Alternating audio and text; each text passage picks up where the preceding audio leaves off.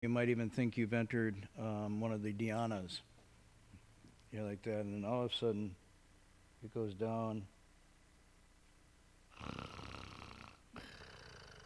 and you don't know you're asleep. That's why in the Chan Hall, someone walks around with a little wooden paddle and reminds you now and again that's happening. So some of you were doing that tonight. I'm sure you didn't realize it. When I went through the basics, one of the best correctives for that is to remember, don't close your eyes when you meditate.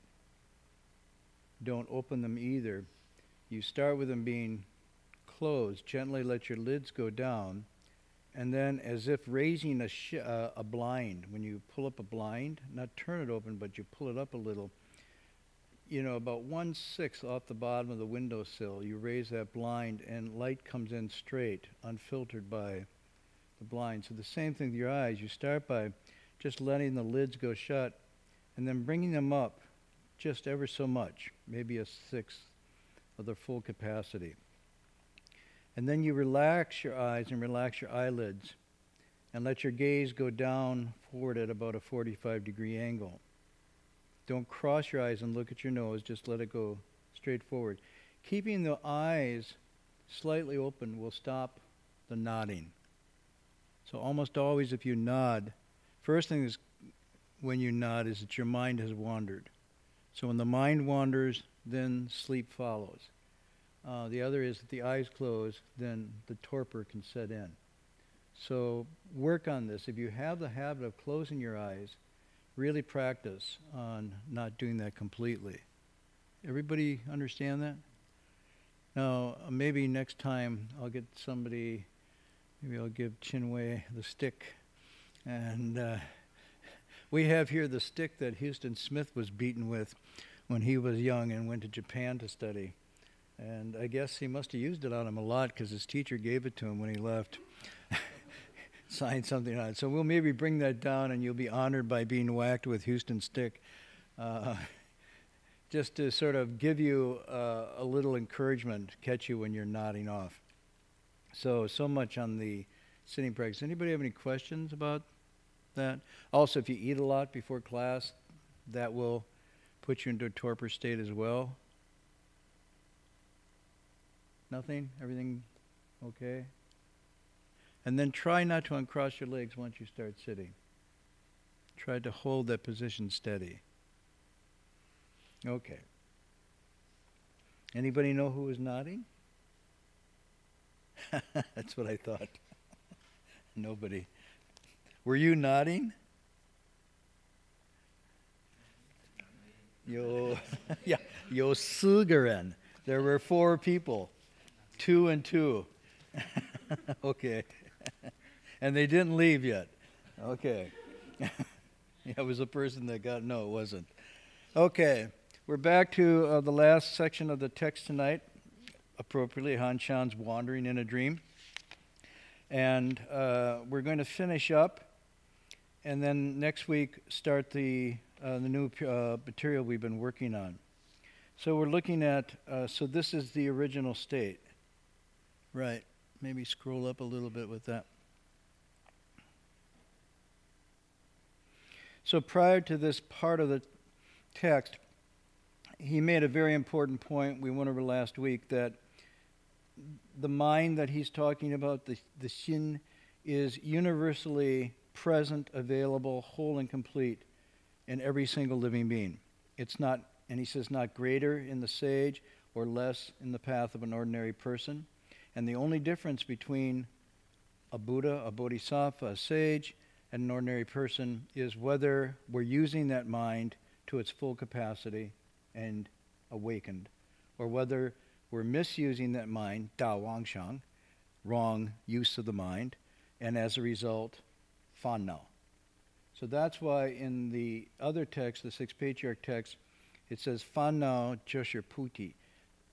Klesha, or the passions and the afflictions, are just enlightenment. It means they are the same substance, but it's the mind used in different ways. Used in one mind, one way, it's a misperception, a misunderstanding, and that's fan nao. Turning it around and using it the way he's suggesting here, the same mind then becomes Buddha or awakened. And that's why he says there's no reason to look outside, because the whole working of this is within your capacity right here and now. So then he starts tonight, and he says, oh, the last line, very important, that all wholesome and unwholesome karma comes from this mind. So essentially what he's saying here, the whole of our lives, all the good, all the bad, all the mixed up in between, is generated from this mind, this heart mind, this intentional, cognitive, perceptual field and activity we call the mind. The human mind is the generator of everything that happens to us, good or bad, wholesome or unwholesome. Now, I should be clear here, karma doesn't mean what happens to us, it means what we do. So technically the word karma means intentional actions, volitional actions, actions that are done with intention, either through the body or through words and speech, or even with the mind, even thoughts. And sometimes, if you look at the text, the most powerful intentional actions are the thoughts, the impulses within that sometimes never get externally expressed, but this still generates our karma.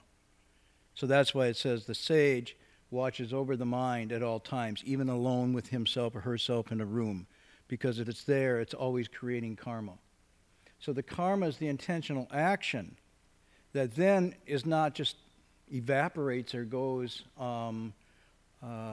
unrecorded in a sense, but it manifests, it sets in motion energy that returns to us in the terms of, and then the terms there used are phala and vipaka in the text, and that means those actions go out and ripen and eventually become fruit. They become the fruition of our lives.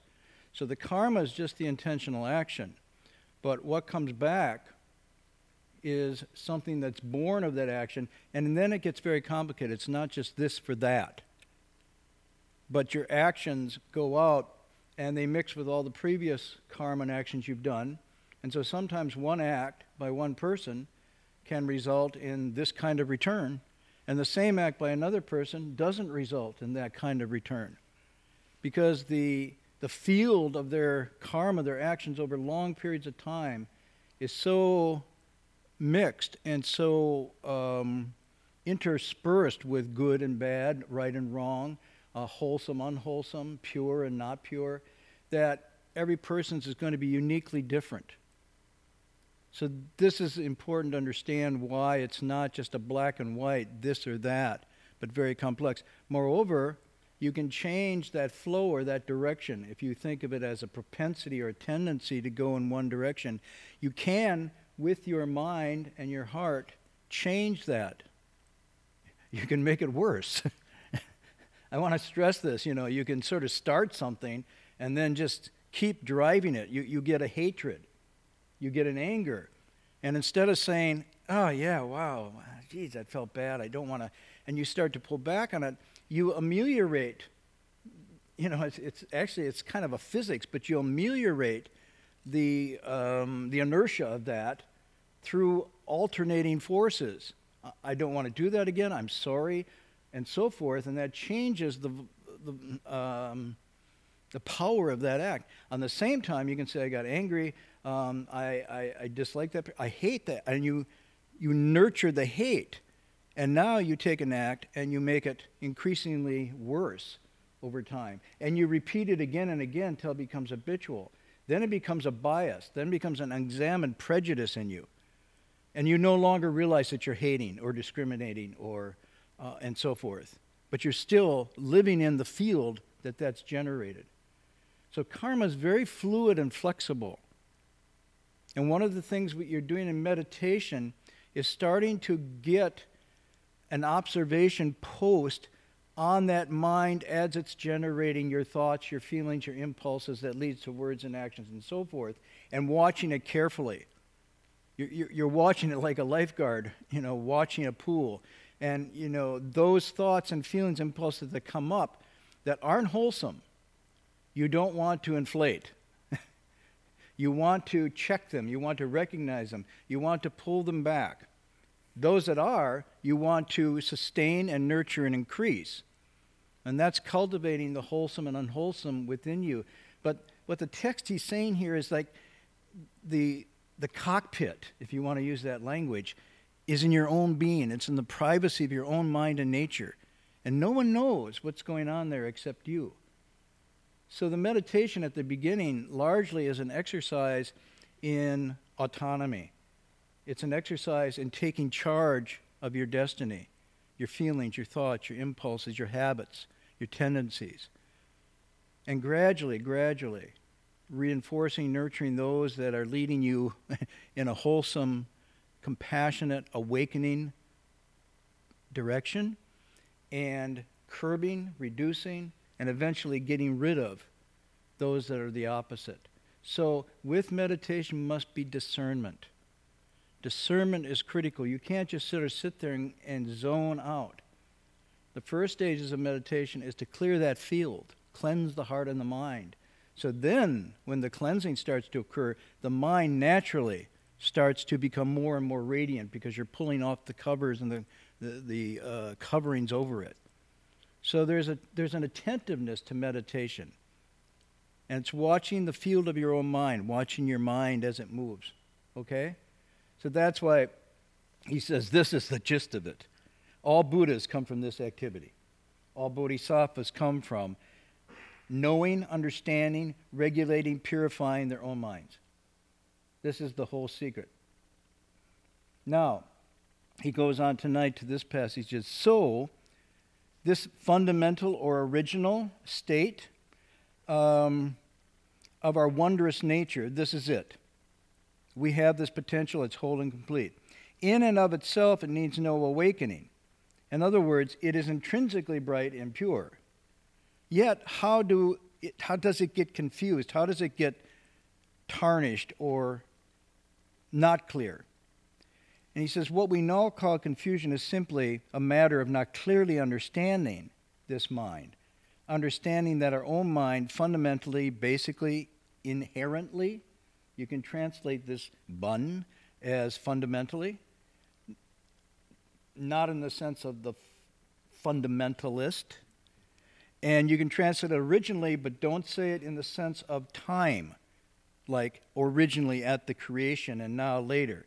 Originally just means inherently, intrinsically, without time, without beginning. It's just fundamentally that way. It lacks nothing. Let me repeat this, especially since Black Friday's coming up. You lack nothing. You probably have more than you need. So on Black Friday, go to your closets and drawers and empty out. Don't go out and gather more. And then give it away. Wow. But that's renunciation. Yeah, I know, but sometimes renunciation is liberation. Anyhow, you lack nothing. It lacks nothing. This, from the Buddha's point of view, is the fundamental mistake or the fundamental misperception. This shadow of a thought, this movement somewhere in the heart and the mind that I'm not whole and complete. I'm missing something. Something is lacking. It's a sense of inferiority, a sense of insecurity, in an unhealthy or paralyzing doubt.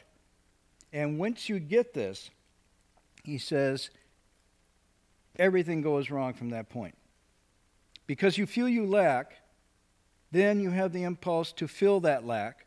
That impulse to fill that lack leads you to the mind called Qiuxian, the seeking mind. The mind that nervously, anxiously is looking out to acquire, to gather, to accumulate, to grab, to hold on to. Because you feel as if there's a lack. And he says, not realizing that the body, the mind, and the world are basically illusory in the sense that these are manifestations of our consciousness, we tie ourselves up and call this confusion. Last lines. Now, we have for so long been caught up in seeing this false consciousness, the false consciousness, in other words, that says I lack. The answer is out there. and I start perceiving the world in terms of getting and losing and so on and so forth, that false consciousness which comes and goes, we take it as real, but it's not. It's a malady. It's a distortion. It's being off-center. And when we're off-center, then everything we see is a little bit askew. Now, what he's talking about here is what's called shiqi in Chinese, and it means, literally translated as habit energy. We have been for so long. In other words, it starts in a very simple way, and it could come or it could go. But untended, unrecognized over time, just like water running over time along a rut will gradually carve a deeper and deeper and deeper path. And then when more water comes, it naturally goes to that rut and increases the volume and intensity, and pretty soon you can have something like the Grand Canyon. The Grand Canyon is, for so long time, we've been caught up. The Grand Canyon didn't start like that. It just started as water flowing over land. But over how many days? Yeah, here, I don't want to get into arguments about, the creation of the world, and it was 7 days, 6,000 years ago or something, but over millions and millions of years, that water flowing, carves down, and what you see is that, the escarpments and the canyons themselves are carved out from that water over time. So once you get into those grooves, it's very hard to reverse that.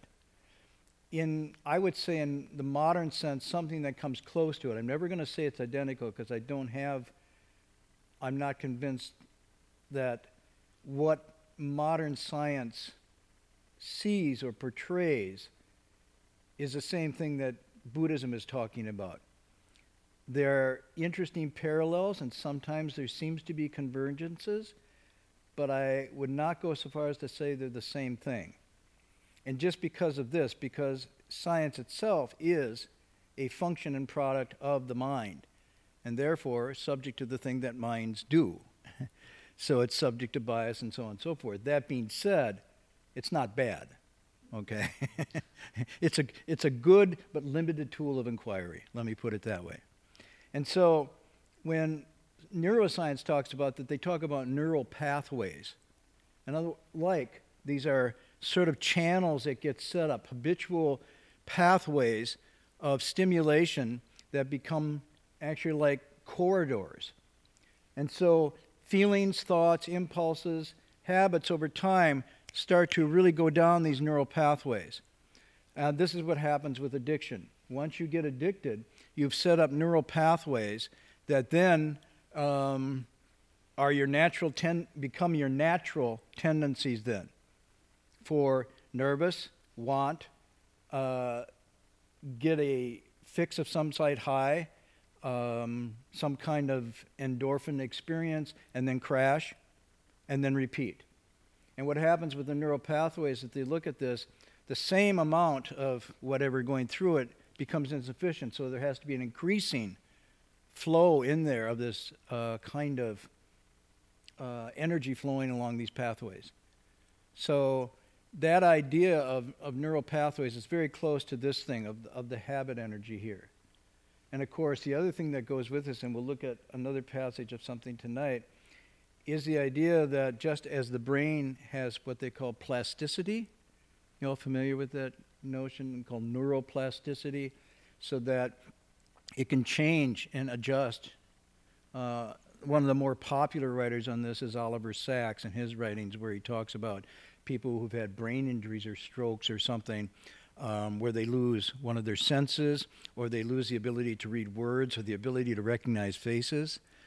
All these things that happen, and that over time, rather than that area fixing itself, a plasticity will develop, and a compensation will be made by another part of the brain. So he uses the metaphors that I like, because I don't always understand the language of science.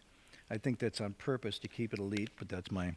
In any event, he talks about like a water balloon. So if you push a water balloon on one side, it shrinks, but then the water will move and expand to another area.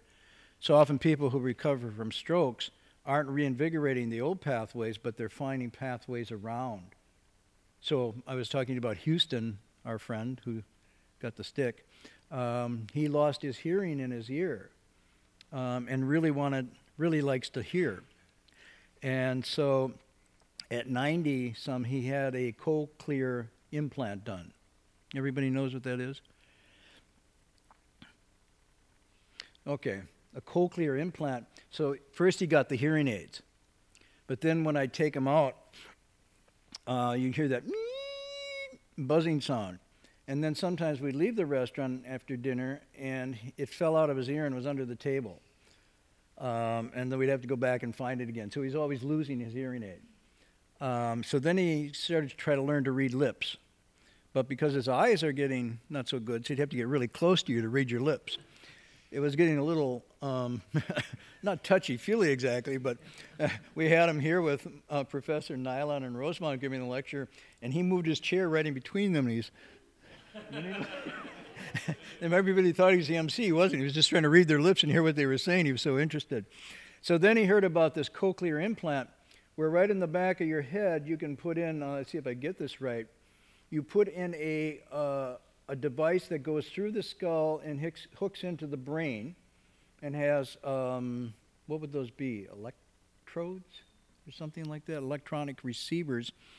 And they go along the nerves, and then the sound on the outside, there's a little pickup device that picks up vibration sound that then goes around the bad ear, finds new neural pathways to go to the brain, and once that connection is made, he is now hearing again, even though the ear doesn't hear.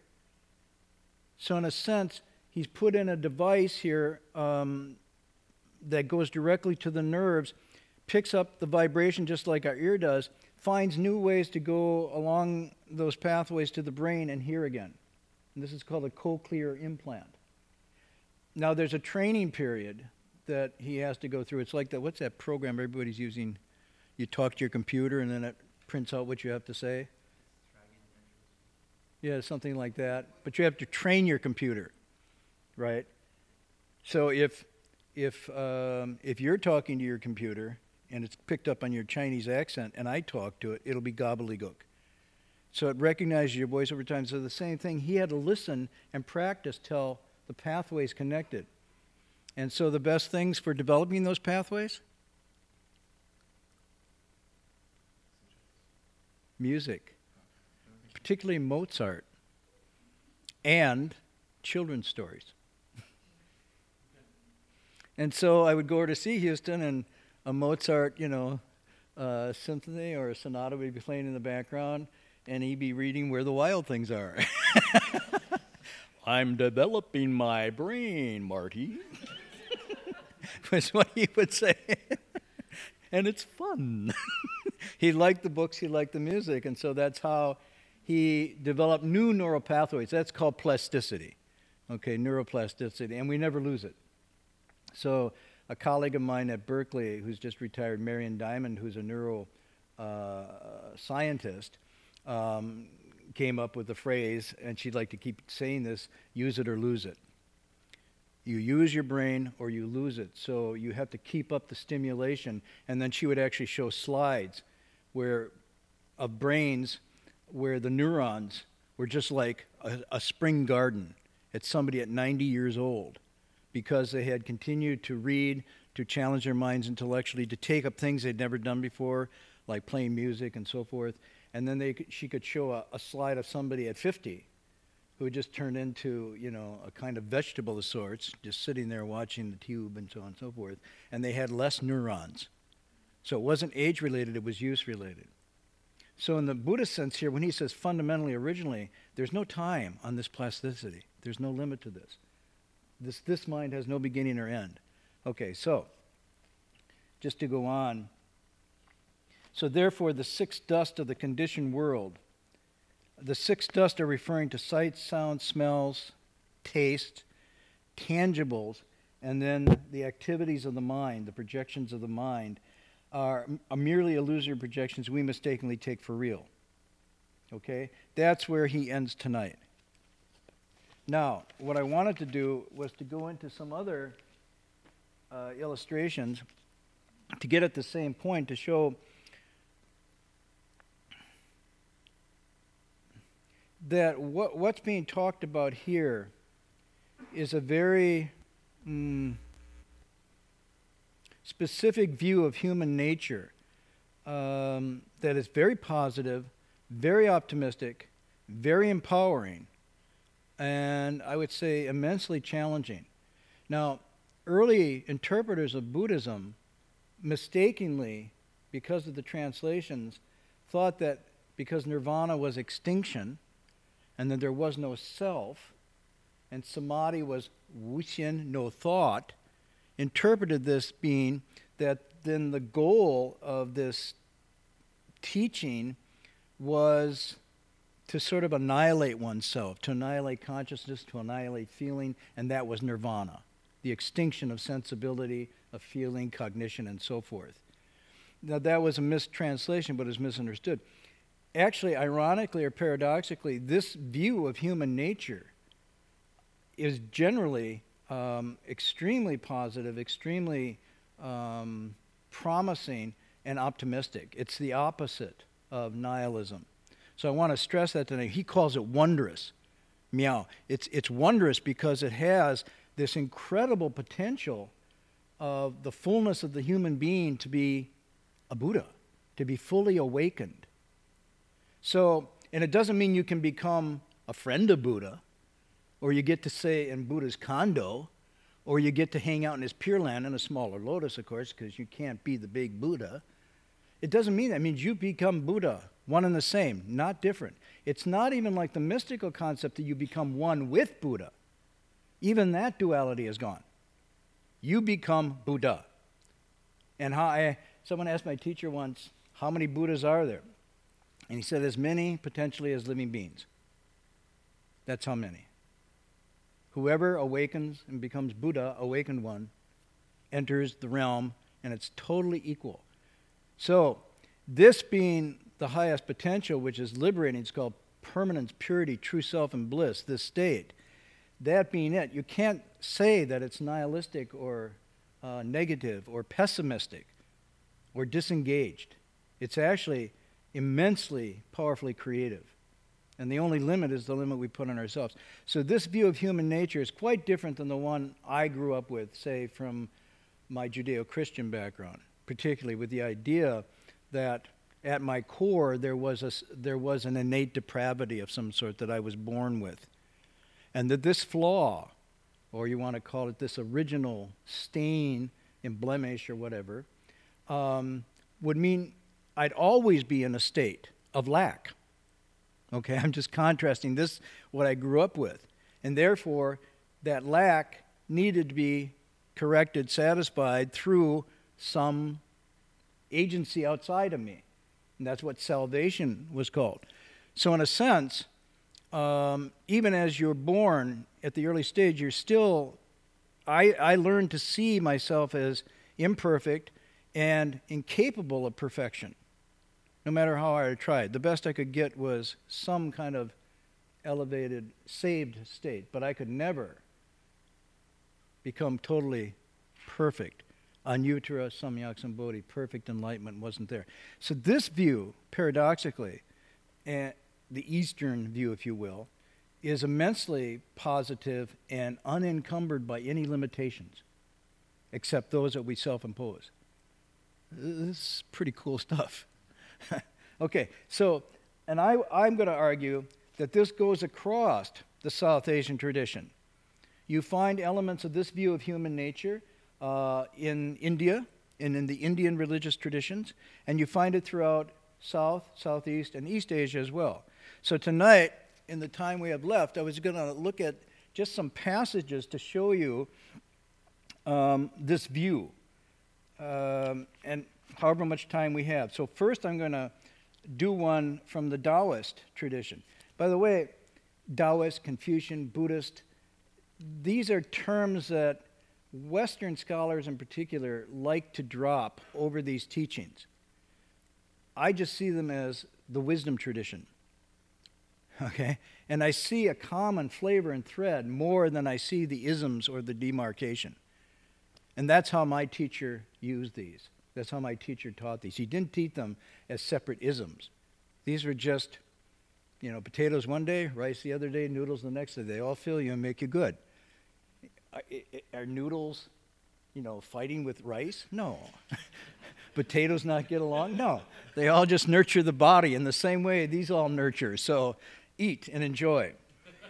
Okay, so this one is good. This one is called, and it's a text my teacher gave Han Shan and I when we began our practice early on.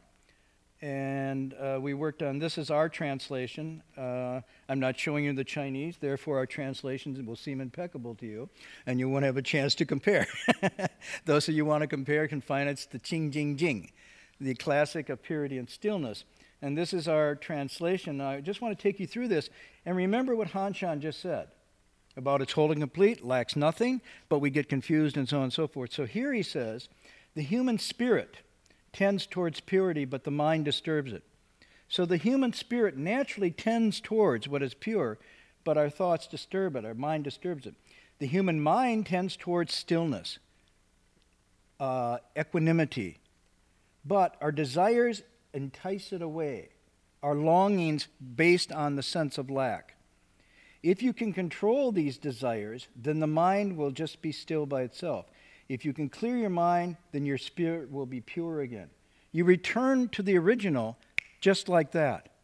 Where is the activity? The agency isn't outside. If you can control your desires, if you can clear your mind, the purity and stillness naturally come back.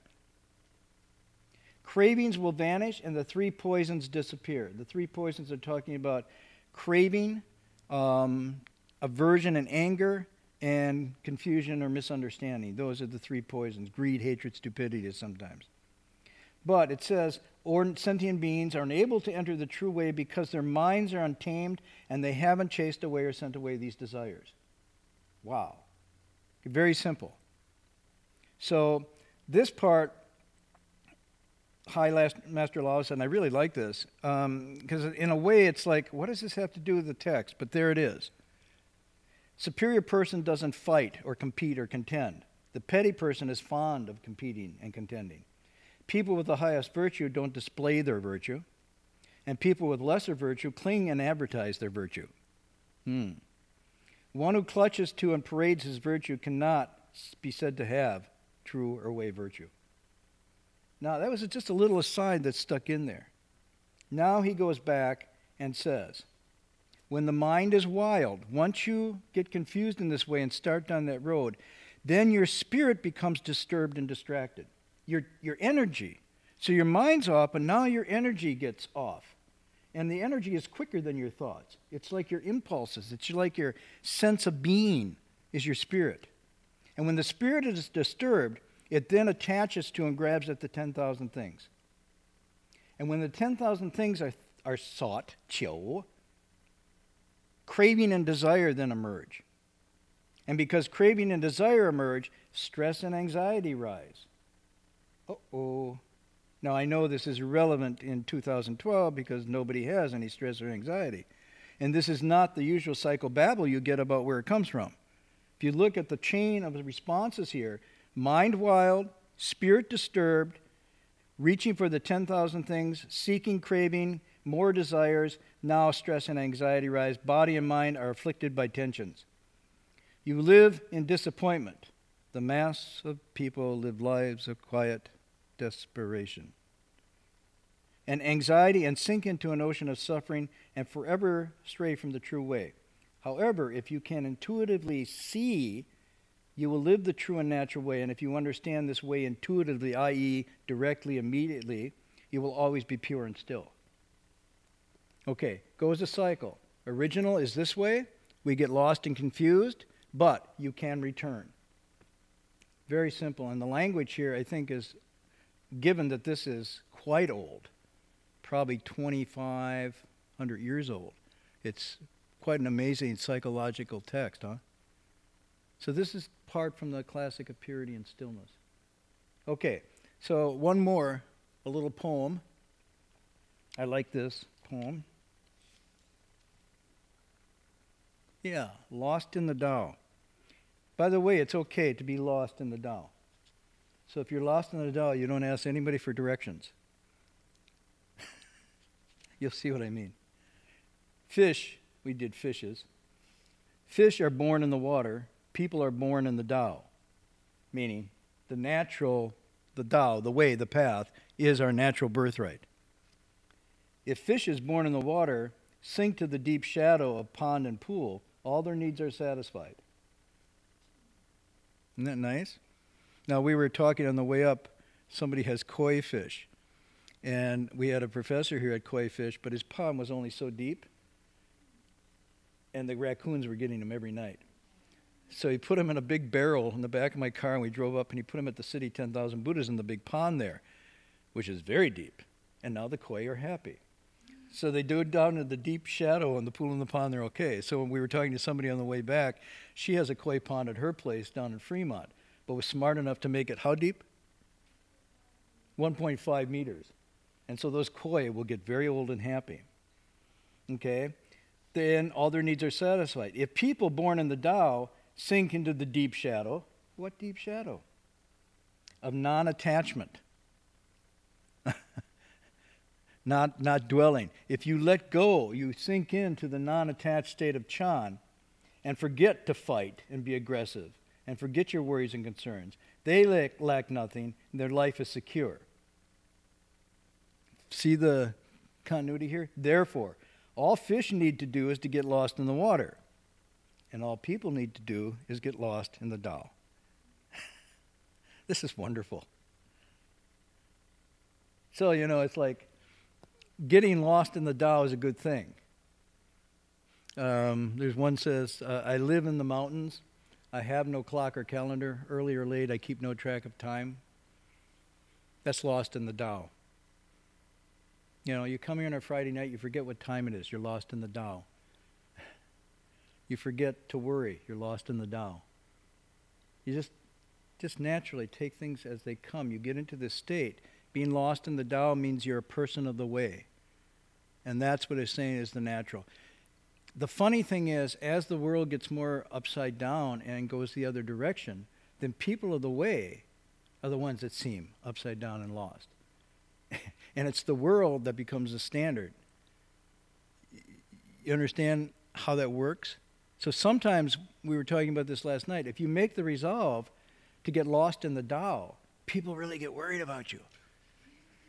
And you go get stoned, you go live on the edge of your life, you try to make all this money and invest and everything. People say, go for it, man, go for it. You're right, yeah, right there, eat it all up.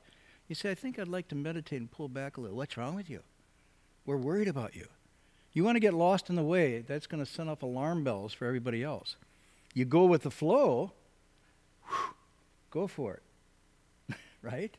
So I remember when I first left home, and you shave your head and you put on the robe and everything, and it's like very different than before. And then I noticed people were looking at me different than before. Now, if you're Chinese, see, you're cool. Right? You're Chinese, you got a shaved head and a robe. Everybody's going, yeah, that's what you expect. Ooh, they're from, you know. Even if you're not a monk, no, just shave your head and put on a robe. You're Chinese, you're cool. Everybody expects that. Look at the movies, right? But if you're a white guy like me and you shave your head and put on robes, it's like, what's wrong with you? I even had an interview at a Canadian radio station where the first question was, aren't you ashamed of yourself?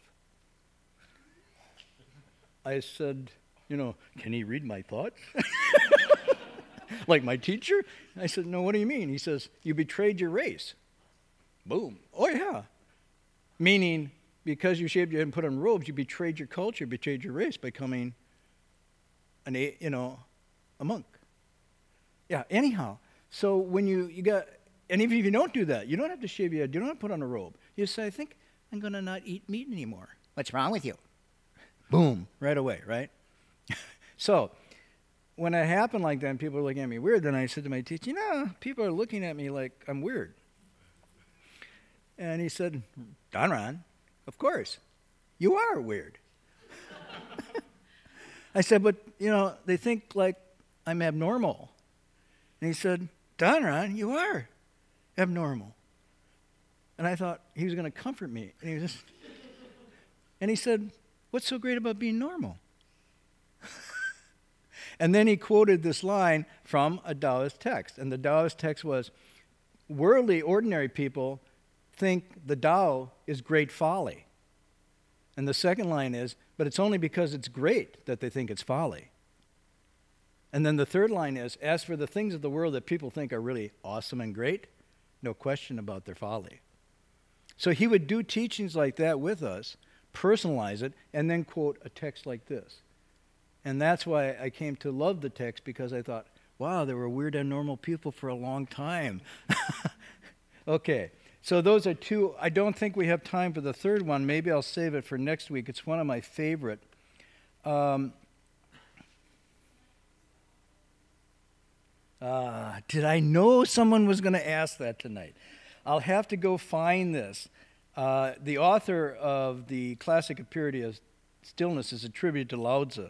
Whether it is in fact his or not, I don't know, because again, they got so lost in the way they forgot to sign their names when they wrote things.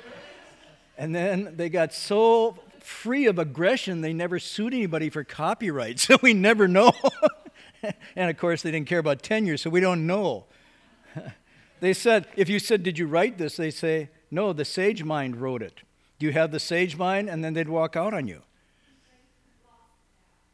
Lost in the Tao is the same way, but I'll see if I can find it. I have it at home. I didn't put the citation. Okay? Can you find a copy online? You might be able to if you look at fishes born in the water. It might take you to, a fishery site, or it may take you to a Taoist text. I don't know. So do a search. Next week, though, since it's 9 o'clock, and I'd like to spend more time on this. This one is one of my favorite passages from Mencius. Now we're looking at, quote, the Confucian tradition. And this is translated as Cow Mountain. Is it, well, give me the tone now. Is it nu or nu? No, it's not? Oh. Nyo. Second tone. Nyo Shan. Okay, thank you. Xi. So this means Cow Mountain. By the way, the mountain behind the city of 10,000 Buddhas is also called Cow Mountain. Yeah. And I have learned, coming from the Midwest, that cows around the world pretty much sound the same when they moo. So this I'll save for next week, because it's a beautiful passage, a rendering of human nature, how human nature gets lost and confused, and yet its innate potential to return. So we'll just save this and come back to it. The thing also to note is I was telling you about Arthur Waley, who was one of the first sort of really sympathetic translators of these texts, and this was the piece that he requested to be read at his funeral, the Cow Mountain piece. He loved it so much. So next week, we'll just sort of start with this, and then we're going on to the new material. But, you kind of take a look at this. By the way, in these as well, I want to make just a subtle more argument about whether these things are engaged. Because one of the things that Buddhists or people of these traditions get accused of is that they pull back into themselves and meditate and whatnot, and don't care about socially engaged activities and whatnot. However, if you look at the passages I just read tonight, you realize that if you shift your mind and heart in that direction and line up with this, you will be in a fundamentally different relationship with the natural world than you were before.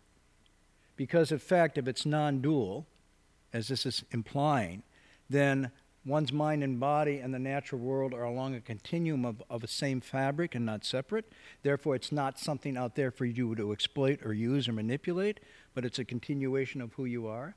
And if this view of nature as whole is the same way, then the ruination or the degradation of nature can be returned simply by the same exercises. Do not continue to pollute it. Pull back the desires and craving that do that. And global warming and all these things can return. So this idea that nature begins in a whole and pure state, that we pollute it, if you leave it alone, it will come back and return. So there's a mirror here of an environmental ethic woven into this, that once people get this, you say, well, they're passive and they're not doing so much. Hey, the world wouldn't be so bad if we weren't doing so much. Think about it. It's the overactivity. It's the manic indulgence of buying and consuming, driven by these things. That's actually, so to say there's no environmental impact here, you want to change the mind, you change your world. That, change the world, you change your mind. There's another passage I could read along these lines, but the continuity between your deepest thoughts and your impact on the world and your relationships is really powerfully rooted in here.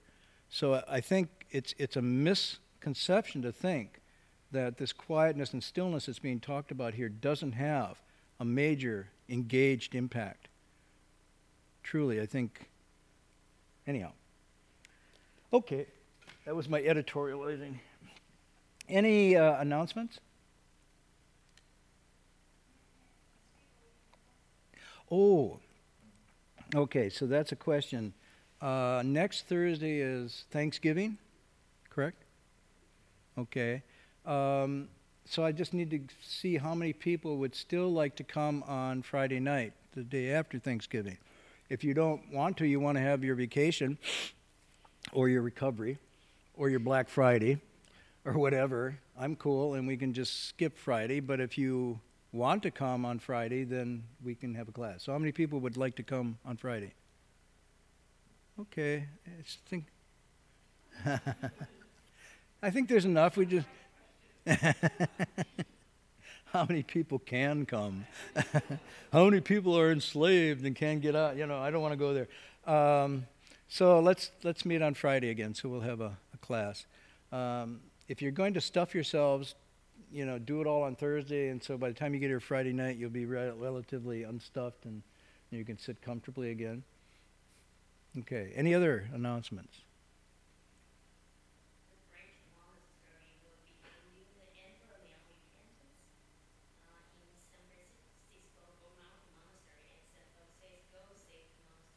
And that's a week long or what? A week long, 7-day repentance ceremony. Okay, so at two different of the branchway places we'll be doing. And how will people do that? They have to come and go, or they stay there? No, but they go home at night then, right? Okay. Okay. By the way, as I mentioned, plasticity, repentance is a form of plasticity. So the repentance ceremony, not just the ceremony itself, but the mind contemplations you go through is a form of neuroplasticity because you're cleansing out and acknowledging things that you did that weren't good and wholesome.